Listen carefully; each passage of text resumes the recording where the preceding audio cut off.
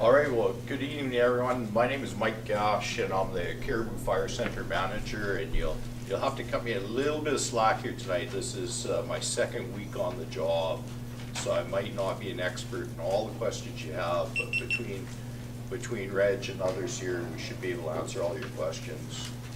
We do appreciate you taking the time this evening to come meet with us. We understand the anxiety that fires create. We understand what the people out in Nazko way have been through for quite a few times between the fires and floods, and we're hoping to answer some of your questions and show you what we are doing on the ground, what our plans are, what's been going well, and some of what our current and anticipated challenges are. So right now, provincially, we're in a declared state of emergency. This is the second summer in a row where the provincial government has declared a state of emergency in relation to the sheer magnitude of forest fires we have in the province. Last year, I think the state of emergency was sort of centered around the Cariboo, Chilcotin, and the Kamloops area with those fires. We have fires this year, but we also have fires throughout all areas of British Columbia. We even have significant fires burning in the northwest. I think everyone probably watched the news and saw what happened in the Telegraph Creek area, and our thoughts go to those people impacted there. We also have significant fires on Vancouver Island on the west coast, which is very unusual. The sheer magnitude of fires is taxing our resources.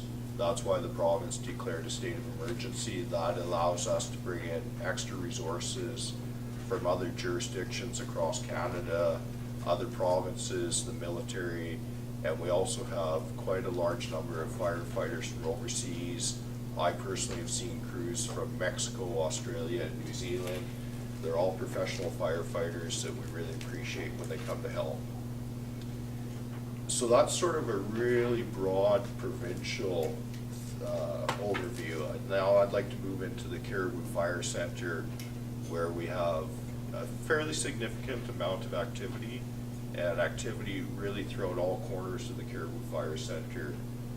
Our highest priority fires are what we're calling the Baezaeko complex, which is what we have here to the west and northwest of Quesnel. Reg will talk the details of the fire specifics, but we're calling the Baezaeko complex 4 fires, which are made up of just southwest of Quesnel, what we call the Narcosley, and then out here the 2 fires fairly close to Nazko and Blackwater, and then one further west, which is north of Itches, that we call Shag Creek. We in the Cariboo Fire Centre realized we needed help with this priority complex of fires, so we put a call out to the provincial people that direct resources on a provincial basis. We asked for an incident management team, and they sent us Reg Trapp and his team, and their specialty is to come in to these large fires and be the go-to resources to direct how we respond to the fires. So around the Cariboo, we also have other priority fires southwest of 100 Mile House, which we call the Wild Goose. We've had fairly good success on the Wild Goose fire this week. We had a burn-off operation last night, which eliminated a lot of the fuel where the fire had the potential to move, which we're quite happy about that. We also have had fairly good success on a fire southwest of Williams Lake, which we call the Mayfield fire, where we managed to contain it for the last couple of weeks. It hasn't grown significantly in size. Going forward, we have some good news and some bad news on the weather front. The good news is the high pressure system is breaking down. So we're going to see colder, wetter air flows in the next coming days. The bad news with that is that usually comes with a bit of a wind event. Now, the wind event we're forecasting to happen tonight, which is fantastic news, because as you can see, it's still dead calm out here during the waning hours of daylight. So if the wind comes at night when the sun's not out and the air is colder, it means the fire behavior will be less aggressive. But what we've been doing over the last number of days, and Reg will talk the specifics, is preparing our fires, particularly the Baezaeko complex fires. We've been preparing them for this anticipated breakdown in the weather and the winds. So there might be some questions on the broader Cariboo Fire Centre or Provincial I'd be happy to take. If not, we might want to get into some of the specifics that you're here to hear about, which is the fires in the backyard.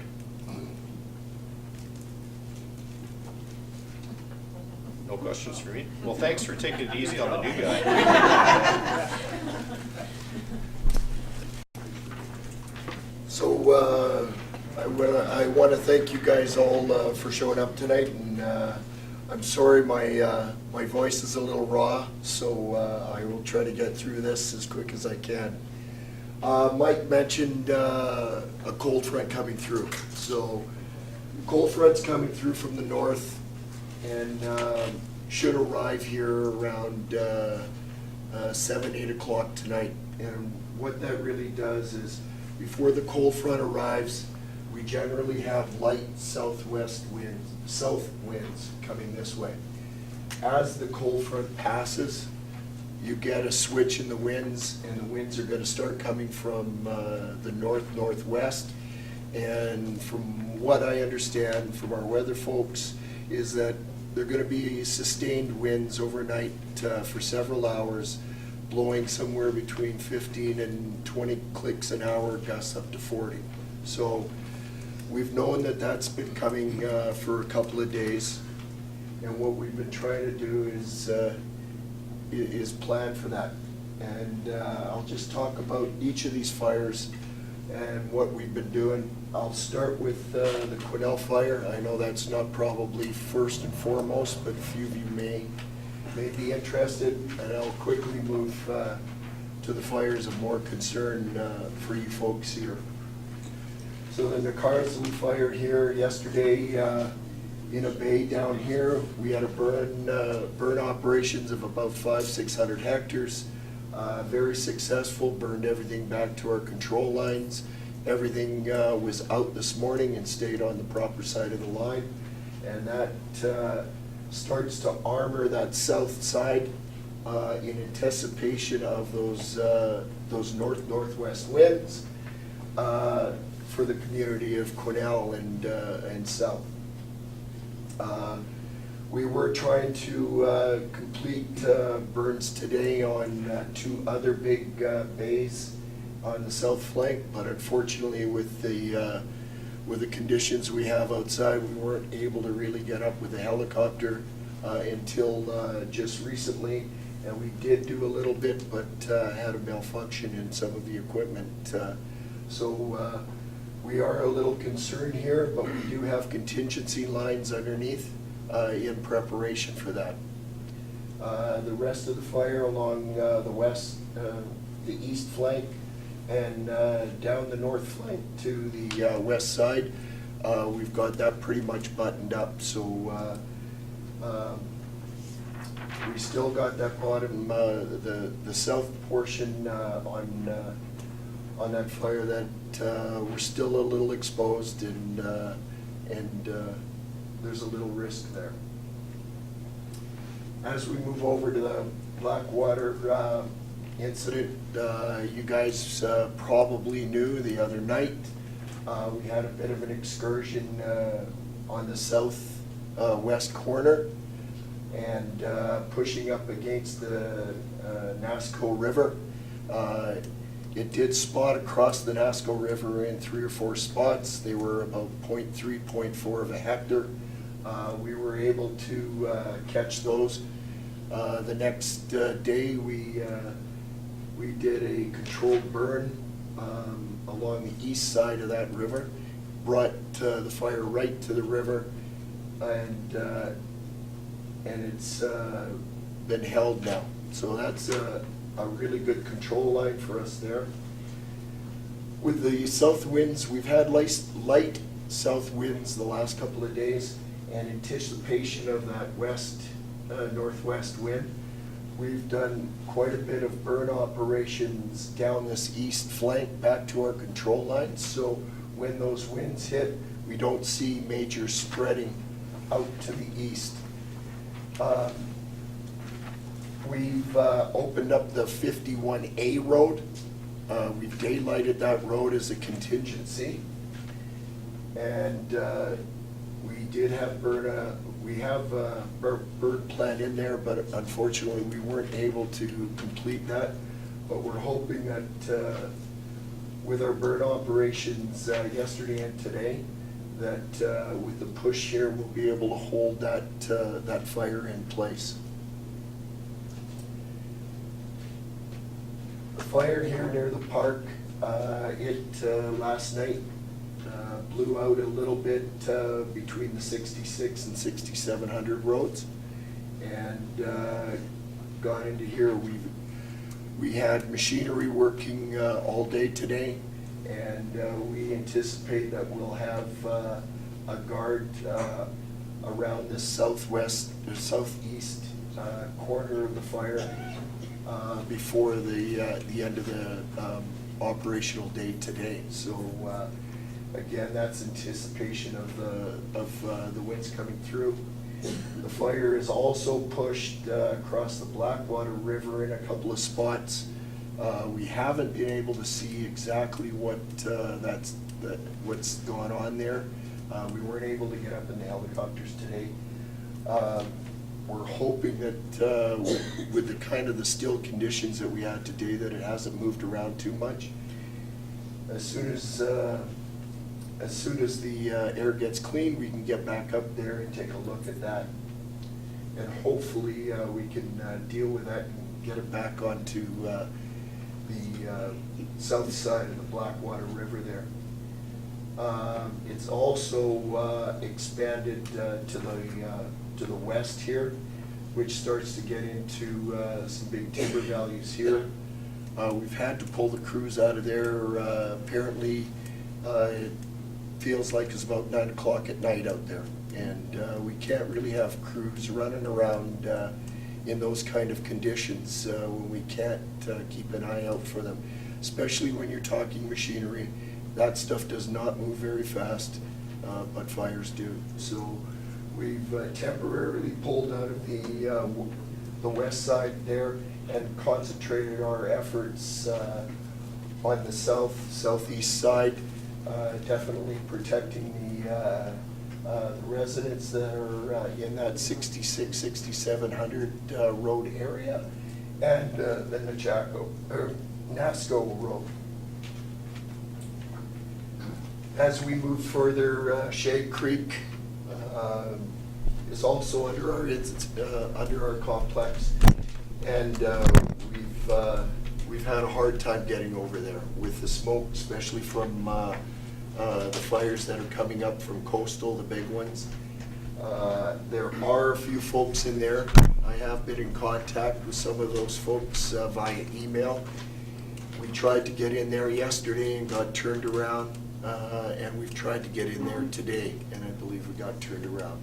They do have some SPU assets in their sprinklers, and right now they are safe in there. So as soon as we get some clean air, we are going to be going in there and seeing what we can do to help with those folks. SPU, you've probably seen those folks going up and down the road.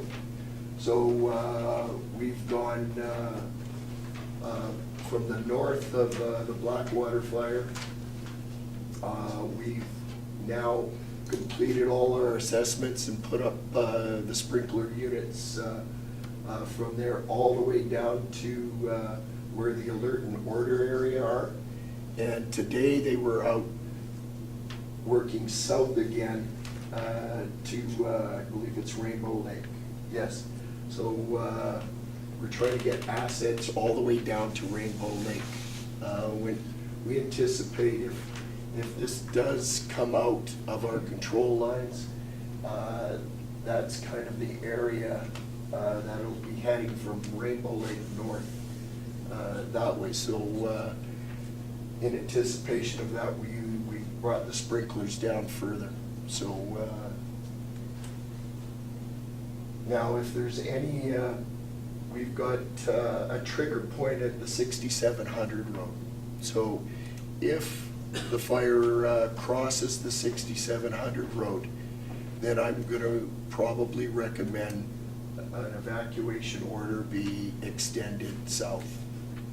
But I know that you folks have been evacuated quite a bit in the last couple of years. I was here almost to the day last year in your community working on the Plateau Fire. So we're trying not to evacuate any more people, but that's kind of our line, is the 6700 road. So if it crosses that, then we will, recommend an evacuation order, depending on where that fire's going, down as far as Rainbow Lake, but it might go further, just depending on where that spreads overnight. And that's currently all I have for you folks. So I would love to answer any questions you may have. The fire by Baldface, how come it's not included in your contract? Yeah, the Baldface Fire, it's being managed out of our Chilcotin Zone office. We have resources on there. We have lots of heavy equipment and firefighters on the ground. Geographically, the Baldface is separated from the Baezaeko complex with access to Baldface coming up the Chescott main line off Highway 20. So there's a geographic separation there. And the Chanley Fire on to the north there, that's all managed out of Prince George. Yeah, so I can talk about that a little bit. So I've been in contact with the incident commander on that fire and the Prince George Fire Centre. I know that's this map's a little old. It's probably moved east a little closer to Batanuni. So we were on a call today, Mike and I, with the folks up at the Prince George Fire Centre, and we're going to try to get some of our folks engaged on this side to help them out, because again, the access for the eastern part of this fire is generally through the Quesnel. I know that they've tried to come around the south side of this, and over the last couple of days, the south side blew out a little bit and kind of slowed them up, trying to come around the front of the fire. So they are aware. They are aware of the folks in here and the values that we've got there from the Batanuni to Tytown and the ranches and Is there any structural protection there at all? there is. So structural protection is all the way down the Batanuni. It doesn't go into Tytown because Tytown is essentially about 23 kilometers away still from the head of the fire. And as you guys can imagine, with major fires across the entire province, and especially up north, those assets, sprinkler protection assets, are at a premium. So again, you got to prioritize where we use those. And right now, Tytown is relatively safe. Yeah. But obviously, if that fire advanced a lot further, we would definitely be looking at that. And I know that we've had sprinkler protection units in there on an ongoing basis over the last several years. So I know that there's already plans, paper plans set. So we'd be ready to go in there on fairly short notice and do some work in there. On the Shag Creek Fire, did you put structural protection in there, or was it just the people? Bob Mitchell out of Alexis Creek got in there several days ago and brought some equipment in there from that office. And I got pictures, I think from Philip's place in there, that they did have those sprinklers working. Obviously, they could use some more assets in there. Yeah. Is going in by road an option? It is. Again, you got to go up to Van Jam and come down, Yeah. right? So logistically, it's tough to get in there. And then you've got to be able to support those people and keep an eye out for them. So, you know, it's a tough one. And you know, it's tough logistically, and it's a long way. So, you know, helicopter's probably our best bet in there. And, you know, hopefully the air clears out and we can get in there and give them a hand. How accurate are the perimeters of that fire? Probably not as accurate as we want. Bob Mitchell did this about 4 days ago, when we did have some clean air in there.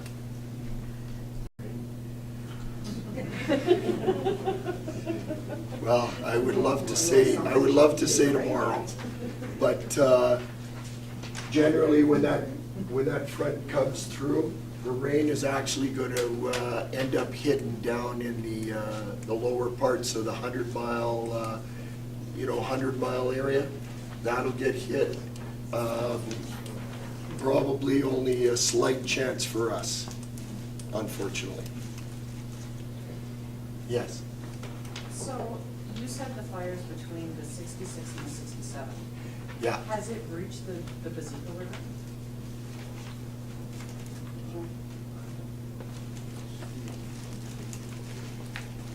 No. That's exactly where we're putting guards down to right now. So there's a guard coming down, and I think they're around 500 or 600 meters away from the Baezaeko River a few hours ago.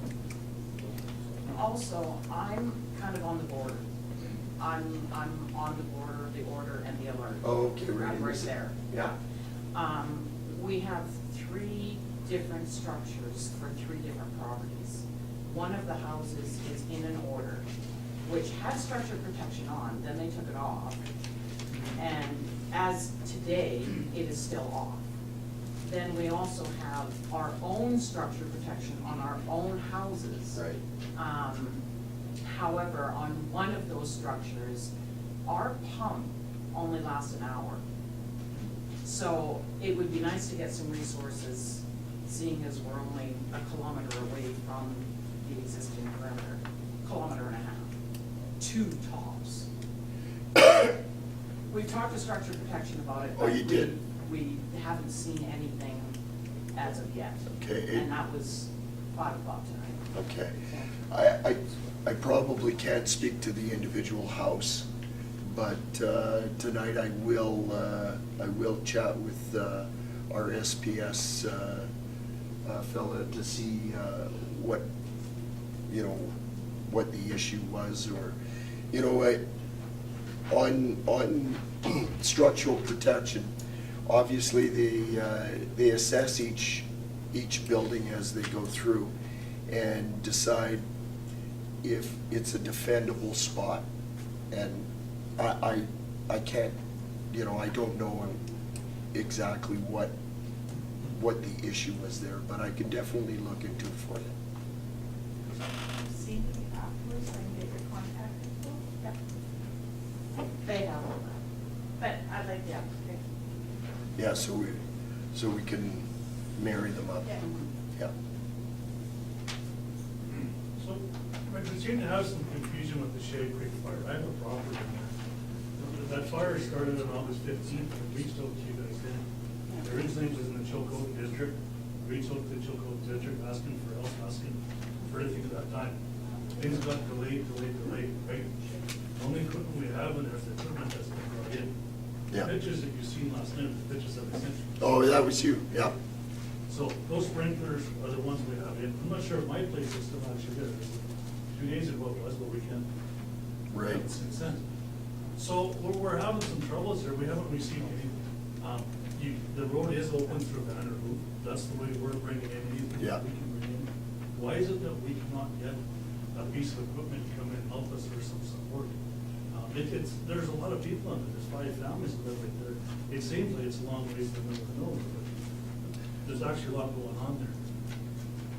Yeah. And the confusion is we're being told that it's under the Quesnel Fire District, correct?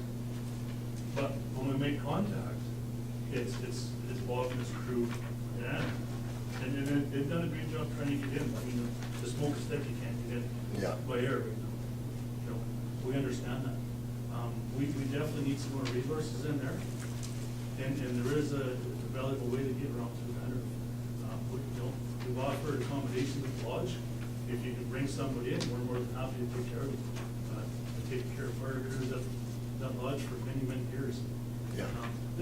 The fire is resided, and it's at the point now where if we can help with some more profit, it'll definitely take care of things before it kicks off again.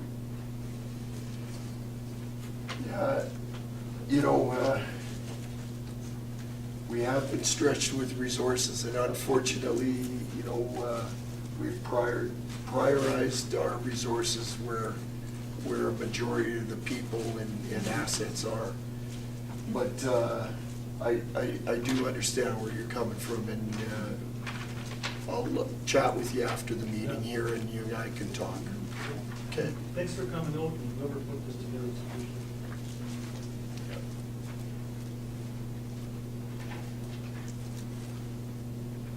Any more questions? No?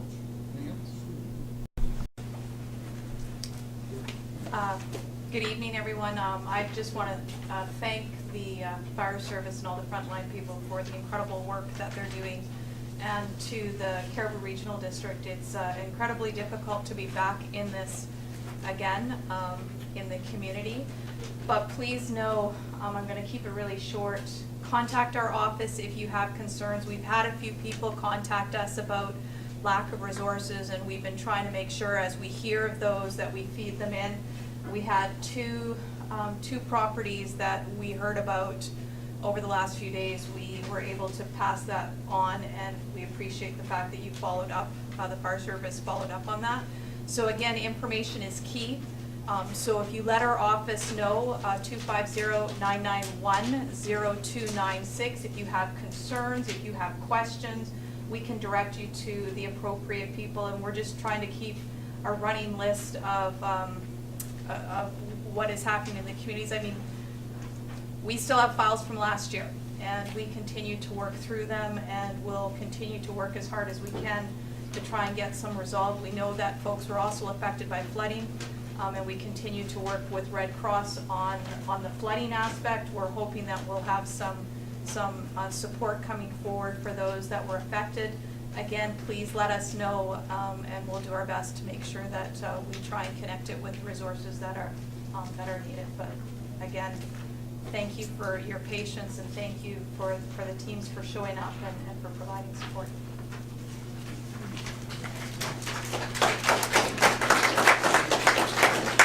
And next up, Margo Wagner, the Cariboo Regional District Chair.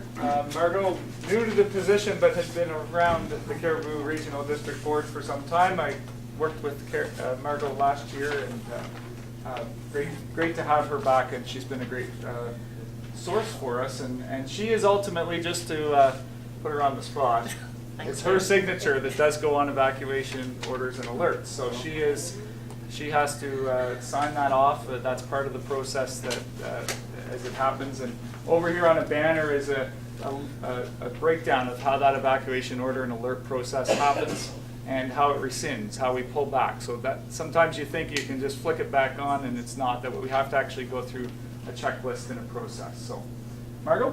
Thanks, Tim. So good evening, everybody. I'd like to thank you all for coming, and especially the fire professionals that have given up a lot of their spare time, because I know they're doing 14-hour shifts trying to kind of keep information going. So it's the orders and alerts that I want to kind of explain a little bit, because I think there's some misconception that it's the Cariboo Regional District that makes the decision, and it ultimately, yes, Tim's right, it is my signature that goes on it. But what happens is BC Wildfire Service, in conjunction with Flinro, the Cariboo Fire Centre, they realize fire activity, that's their profession, it's not mine. They recommend to the Cariboo Regional District that an order or an alert goes on in a particular area.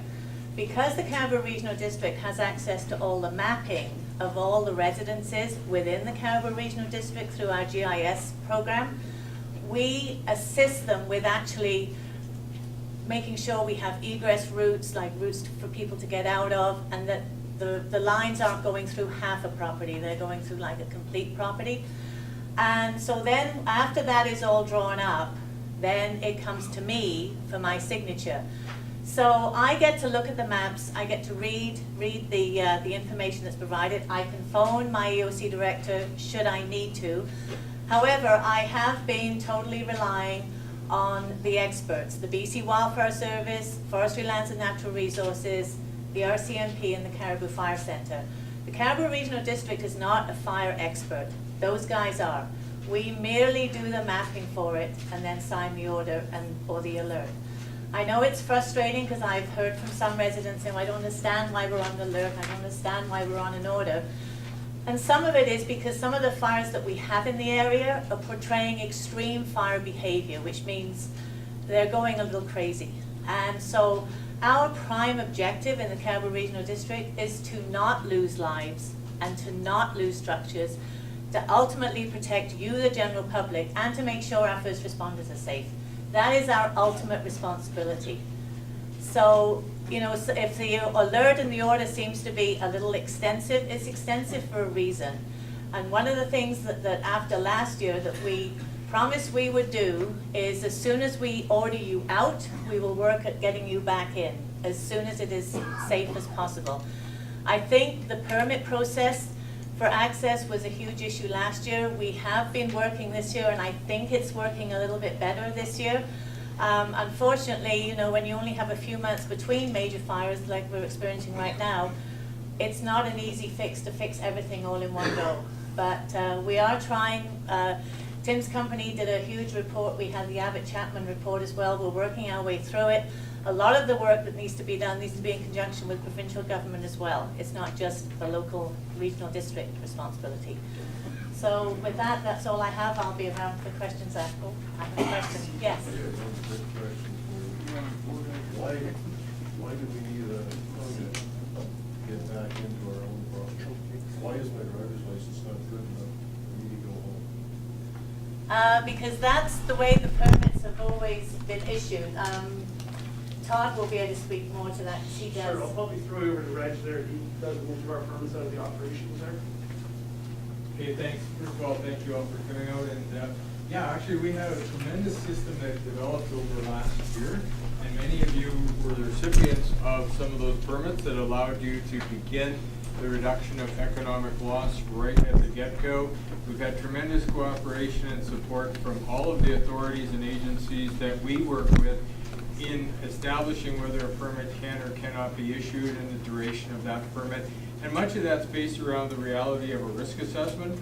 So I think the difference between being able to do it with a piece of identification as opposed to a case-by-case basis where it considers the fire behavior at the time, the risk factors as we evaluate that with people like our friends at the Fire Centre. And so we look at those things on a case-by-case basis, and we look at it and say, okay, this is reasonable for this time or this duration. And so there's a risk assessment mentality that goes on there. And so that sort of supersedes just the piece of identification that would take us back in there. The process is smoothed out to the point where we can issue those very effectively, very efficiently, very quickly. And so we work with that process, and we are kind of the envy of the province at this point as we've worked through this, worked through a number of the snags and the struggles that were there last year. I appreciated the comments about the desire to return people as soon as it's practicable. That makes a lot of sense to us, and so the whole goal and understanding is that you are the best caretaker of your property. Whether that's a person who needs to go in for a couple hours every week or 10 days to set up their horses or their 3 llamas or whatever it might be for a period of time, and we try to work with that. And of course, the fire behavior at the time trumps the entry and the removal of that person and yourself from the area. So I think that BC, this year, the CRD, when things began to develop, they actually reached out and brought in the ranching liaison right off the bat. So it showed a progressive thinking in that sense that we need to know what the people are thinking, what are the boots on the ground, how do we help people, how do we get them back in, how do we keep them in when it's efficient, effective, and safe to do that. So I think that the result of that is long story short, that risk is assessed on an ongoing basis. And so the fact that I know that you live there, or the permit issuer, which is the Cariboo Regional District, knows that you live there, is only satisfactory in part. We have to know that it might be the smartest thing in the world for you to be gone for 3 days and then to be able to go back and to attend to your business. We know that the fire is a very fluid thing, and so it's there and then it's not there. And so we rely on the intelligence of the people out there to provide to us the location of the fire, the intensity of it, the risk factors that affect each one of us as individuals. As someone who's only a few kilometers from the Mayfield, it was really good to know that process was in place, that as much as we could be there when the time being to not be there was going to come, that there was the hope and the trust in the regional district that they would return us at the earliest opportunity. And I think that you can place that hope and trust in the Cariboo Regional District, and I think once we have that as producers on the land trying to work effectively there, that we can do a really good job then of putting people back to do their job as soon as possible and as safe as possible. Does that help you, sir? Some. You said made perfect sense, except that there seems to be layers of priority. And if you have a dozen horses but no farm status, you know, you don't get to go back into look after your animals. The priority is given to people with farm status on their land. Some of us here have let that go as we retired, but now that puts us in a position where, like one lady said here, her horses don't know she didn't have farm status anymore. I think, again, case by case basis, I would welcome that phone call, and understanding the circumstance, situation, fire location, there's nothing that would say that you couldn't get a permit to go in, make sure they're okay, come back out. So we'll work with all of those circumstances and situations, and we have historically, and I think that I would ask you to just understand that there is that understanding that, yeah, given the circumstance, if that makes a lot of sense, we can understand that and justify that and provide that opportunity to go in, deal with that, and come back out, go back in a few days, call us again, we'll set you up again. So, yes, ma'am? So who do we get a hold of to get a permit? Because last year I tried and got the runway and ran around until finally I threw a hissy fit at the roadblock before I got in, because I couldn't get a permit anywhere. Well, it depends when you would have called, ma'am, but after July. For the whole month of August? So, well, if you call the CRD and you ask for the Emergency Operations Center, and you can ask for me particularly, and we will look after you. Okay. Yep. And I'd also like to say that, in my opinion, you're very fortunate at this point to have the incident commander that you do. And it's very rare you get in a room with two Regs, so that's a very rare and opportune thing for you as well. And this guy does a great job and has worked very, very effectively with the land base. So just to the ladies in the front here over the permit, if you've got a pen, do you have a pen? Yep. Okay, so the CRD info line for the Emergency Operations Center is 1-866-759-4977. If you phone that number and say that you want to be put through to reg for the permits, then it'll get automatically transferred to him. Okay. Okay, and this is also the line that if you want up-to-date information, because I know a lot of you don't have cell service period, a lot of you don't have internet out here either. So if you want updates, then, and you can't get them online, then this is the number to phone. This is the general information line for CRD. Can you read that again, please? No, it's not funny. 1-866-759-4977. Our EOC is not manned 24 hours, but last night it was what, about 8 o'clock? The phone lines working something? So the phone lines are open 8:30 to 4:30 every day right now, and they'll be adjusted on the weekend. You'll have to keep an eye out. Last weekend we were 10 to 4. So. And if the weather comes through like it's forecast, then we're hoping that if the weather forecast plays true, then the hours will start to diminish. If I could make one further comment, that if I'm not there, you can leave a message, we'll get back to you. And I'm always supported by people from the Ministry of Agriculture. Very fortunate to have people, Nicole Pressey's here tonight. Many of you know Nicole. And she's been in the EOC this year. She was there last year for chunks of time as well. And so there's a support base in there that has been intentionally placed for the purpose of helping people with agricultural needs. My question is, what if you don't have like a horse or cows or something like that to go check on? What if you just want to go back to make sure your house is okay, or that say a person you have left on the inside is okay? Is there a That was a way- hard point to your right. So is there a way that you could get a permit still for this too? Like, I mean, we don't have horses or cows or anything like that. Right, that would Can you fall still get a outside of, permit? I always say if it moves or whinnies, it comes to my desk. Although I got ducks and llamas and ostriches and everything else last year, Because so. that was the problem, if you didn't have an animal, they wouldn't let you go back. It's more challenging because the question becomes, what is the reason for being there above and beyond protecting the structure and stuff? However, that's not to say that that never happens, and Yeah. so probably entertain again on a case-by-case basis, what is the circumstance, situation, what's the need, how can we help facilitate that, where's the fire, all of those risk assessment kind of positions. So if there's a request or a thought, then give our office a call. And certainly if it's not on my desk, there are other people there who deal with the permitting issue as well from the non-ag side, and they would entertain that discussion with you. Generally stated, if you're in an evacuation order and you have nothing to tend to at that point and no need to stay or be, then the best case scenario is to not stay or be. So, but we would entertain and engage in that conversation for sure.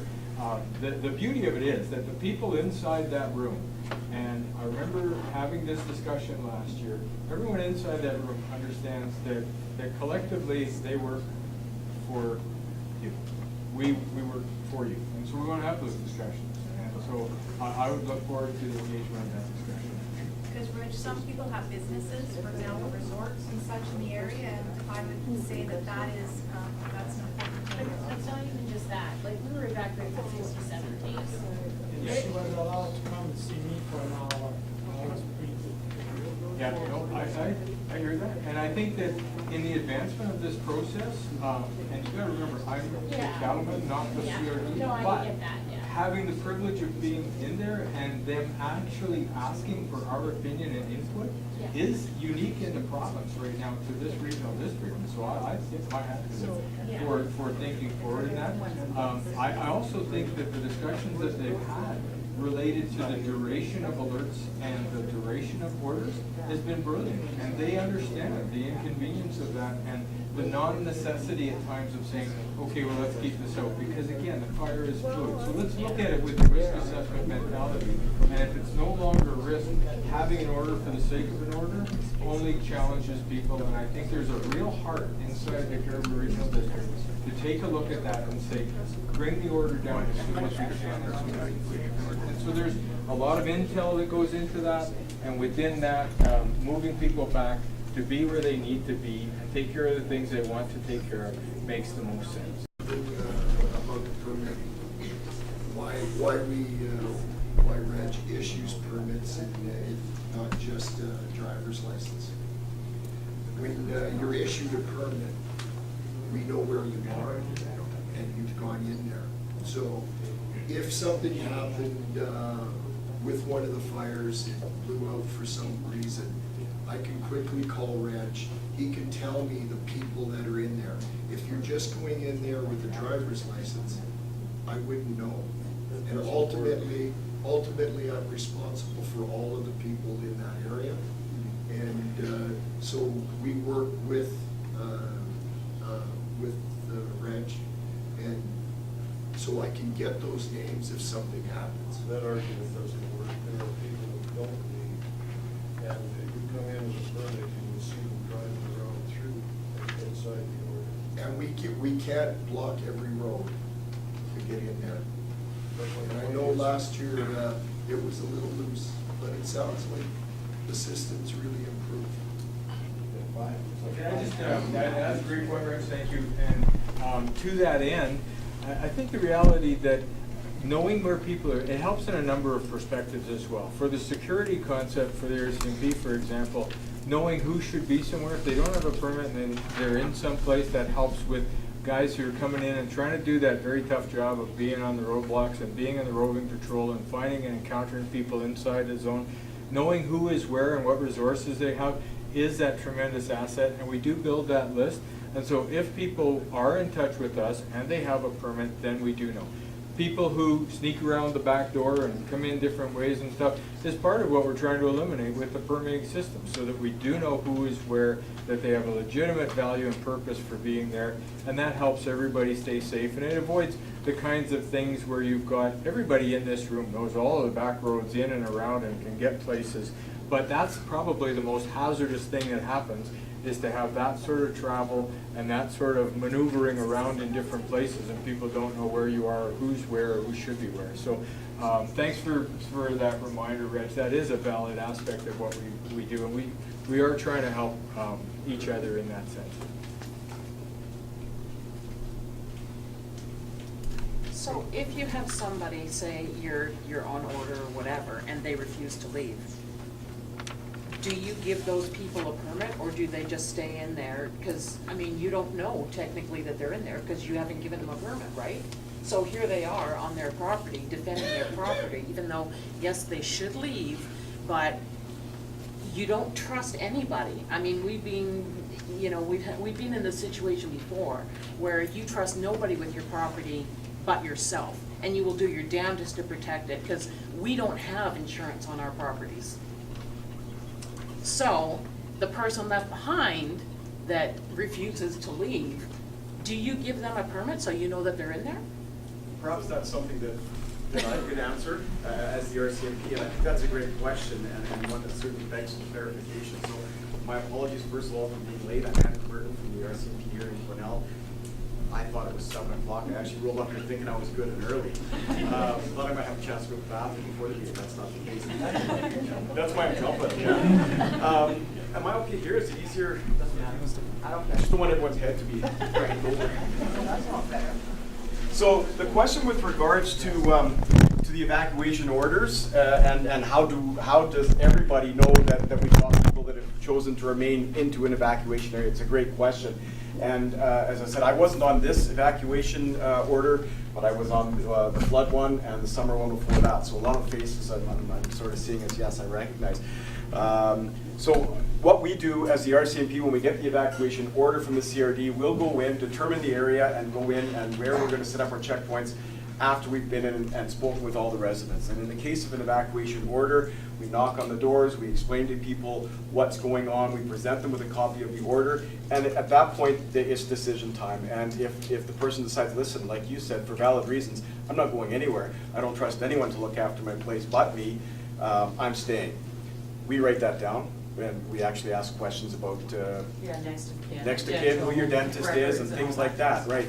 So that we know who's behind the area. Who's going to be in behind the lines. We forward that information then to the CRD, who makes a database of it as well. So we know, I don't want to say 100%, because as someone else pointed out, there's a million ways that I'm finding out. I find 2 or 3 more each week into this area. But we like to believe that we have a really good handle on who's behind the lines at the time. And we do that so that if we have to come back in, if the wind shifts and it becomes a do or die situation, we know where we've got to go. And so we do have a fairly good idea, I like to think a real good idea, of who's remained behind. I don't know if that answers your question very well. Sorry, I'll just let you finish it. Kind of, sort of, but I mean, it's almost like you're a prisoner on your own property, because I mean, then it's like, okay, you're stuck on your property and you can't go nowhere. You can't get fuel for your pump, you can't go get groceries, you can't go, check your neighbor, I mean, last year, there was a few of us that stayed behind, because we knew ourselves that we were not in any imminent danger, at that point. So we all have our own drawing lines, our own triggers, as people would say. Sure. Because we're pretty resourceful in our own ways.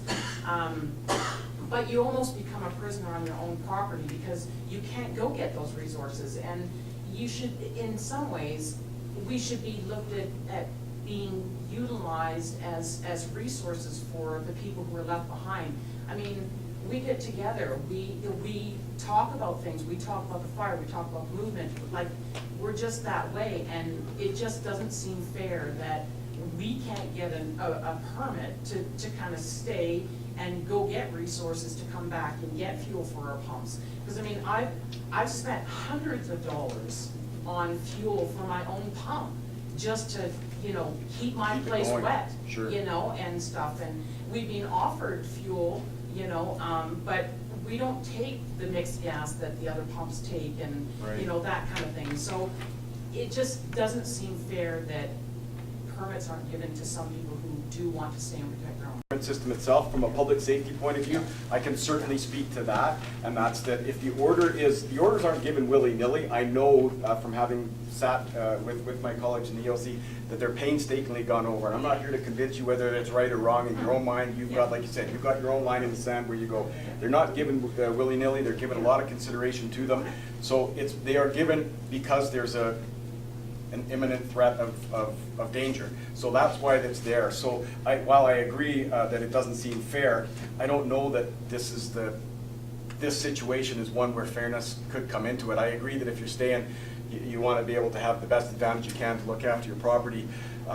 Or to go out and get resources to, you know, to look Yeah. after some of our pumps or whatever. Yeah, and in my mind, in a logical black and white, a best case scenario for me, I knock on your door and you go, geez, Andrew, can you help me load my truck? I'm out of here. And we have nobody behind the lines except for firefighters and professionals behind the lines and the police. That's best case scenario. I'm not naive enough to believe that's ever going to happen. But for me, that from the public safety point of view, everyone here's got their own skin in the game. Ours is public safety, preventing predators. The ranchers will know what I speak of.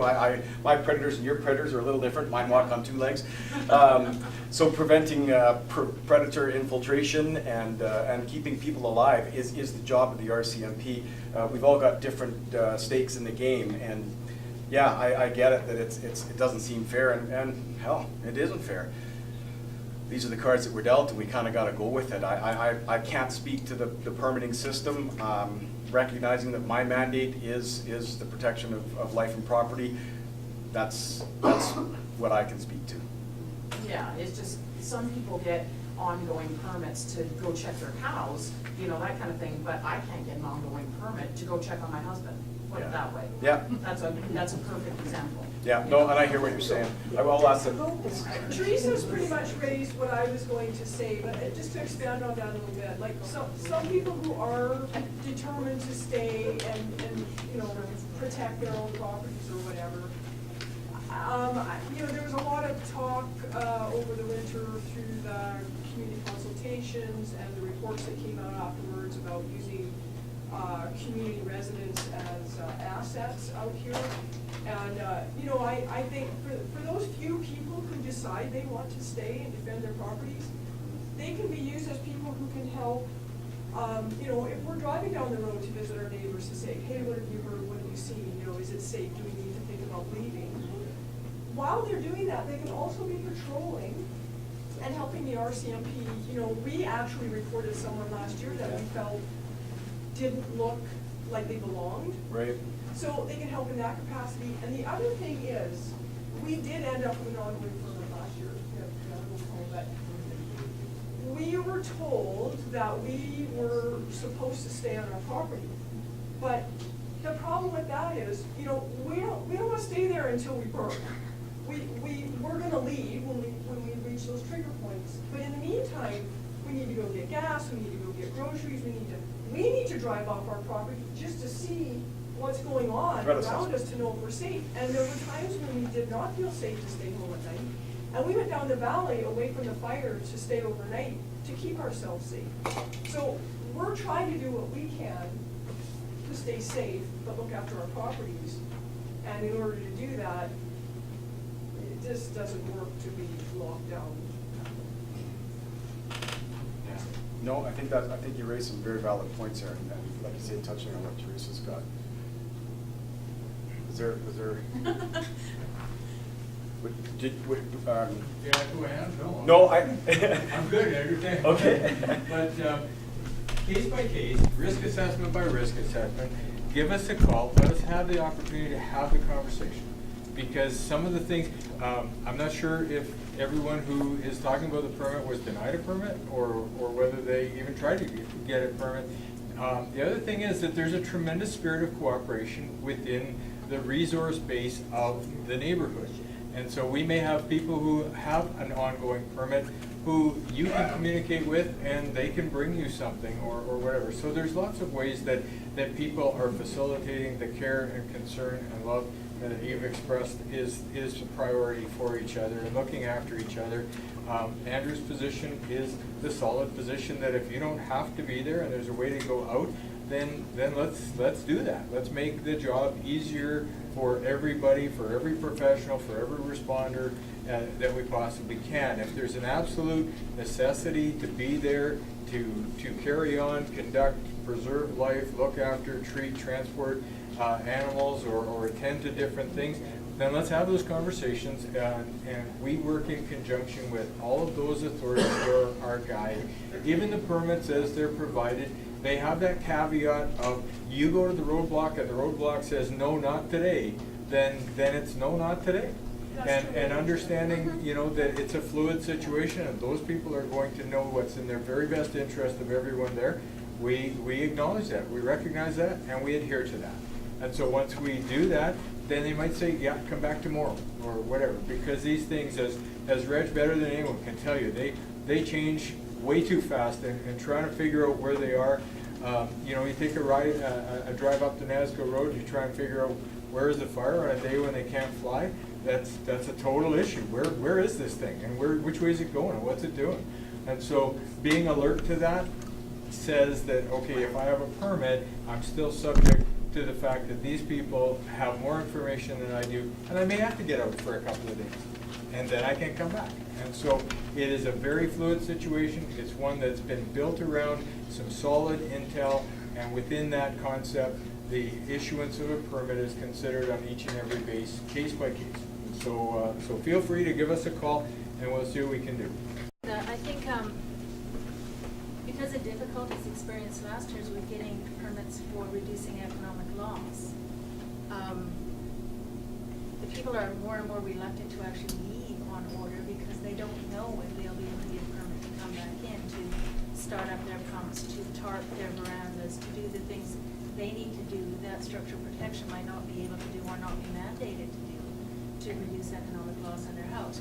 So if an order comes in and I can phone before I leave and say, okay, can I get an ongoing permit to come back when it's safe to do so, clearly, I might be more inclined to leave on order than if I leave and not knowing whether I will be able to come back in even if it is safe because, quote unquote, we're not giving out permits for reducing economic loss, or, you know, the numerous comments. It was very difficult last year to get permits. Very difficult. And for some people more than others, there seemed to be a lot of subjective review of the applications and not really, you know, very clear. Well, I would challenge that only in the fact that we go through the same criteria for everybody who calls in. And so there's a selection criteria process. Part of that filtration system included things like the BC premise ID, making sure that you had that, putting that in place. But then we helped people get that and put it in place so that they could find that filter system. And so for every person that we were able to say yes to, there were certainly people that had to be told no. And so we try to do that in a very judicious and fair system, understanding the complexity of each and every circumstance. And so that's why I say it is a case-by-case basis.